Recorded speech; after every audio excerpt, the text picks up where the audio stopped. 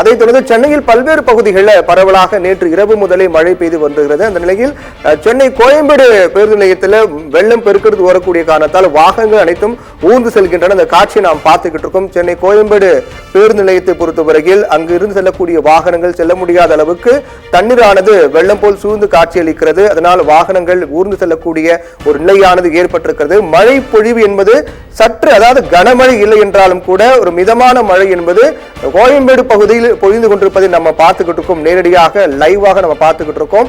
சென்னை கோயம்பேட்டில் மிதமான ஒரு மழை பொழிவு என்பது காணப்படுகிறது.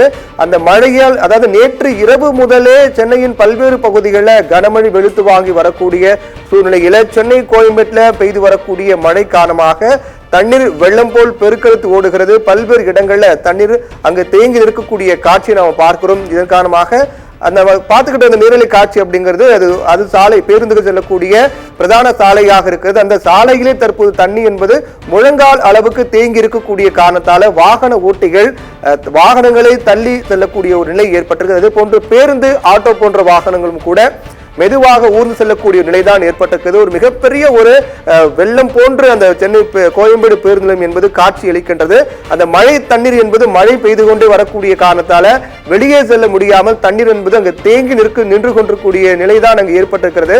இதனால் அந்த பகுதியாக செல்லக்கூடிய பாதசாரிகளாக இருக்கட்டும், அதே போன்று கோயம்பேடு பேருந்து நிலையத்தில் வரக்கூடிய பேருந்தாக இருக்கட்டும், இருசக்கர வாகனமாகட்டும், அனைத்து வாகனங்களுமே ஊர்ந்து செல்லக்கூடிய ஒரு நிலைதான் ஏற்பட்டிருக்கிறது. இதனால் நேரம் செல்ல செல்ல அந்த வாகன நெரிசல் என்பது ஏற்படக்கூடிய வாய்ப்பும் அதிகமாக இருக்கிறது. சென்னையில் இப்போ வரைக்கும் பல்வேறு இடங்களில் பரவலாக மழை பெய்து வருகிறது. முக்கியமான பகுதியாக இருக்கக்கூடிய சென்னை கோயம்பேட்டிலும் மழை பொழிவு என்பது பரவலாக இருக்கின்றது.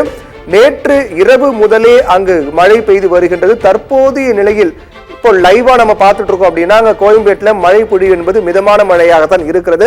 இருந்தாலும் நேற்று இரவு முதலே பெய்து வரக்கூடிய கனமழை காரணமாக அந்த பகுதி முழுவதும் வெள்ளக்காடாக காட்சி அளிக்கின்றது. வாகனங்கள் செல்ல முடியாத ஒரு நிலை ஏற்பட்டிருக்குது. அது ஒரு பேருந்து நிலையம் போல் இல்லாம ஒரு ஏரி போன்றுதான் காட்சி அளிக்கின்றது.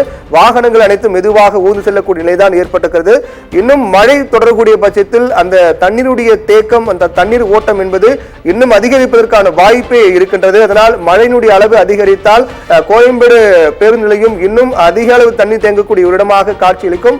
வாகனங்கள் செல்ல முடியாத நிலைதான் அங்கு ஏற்பட்டிருக்கிறது.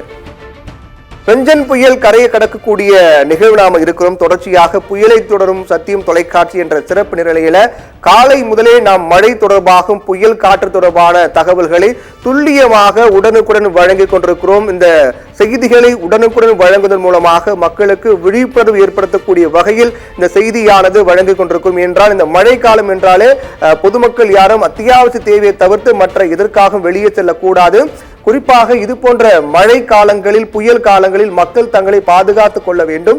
வெளியில் நடக்கக்கூடிய நிகழ்வுகள் என்ன என்பதை உங்கள் கண்முன் கொண்டு வருவதற்காகத்தான் ஒவ்வொரு நொடியும் துல்லிய தகவல்களை நாம் சத்தியம் தொலைக்காட்சி மூலமாக வழங்கிக் கொண்டிருக்கிறோம்.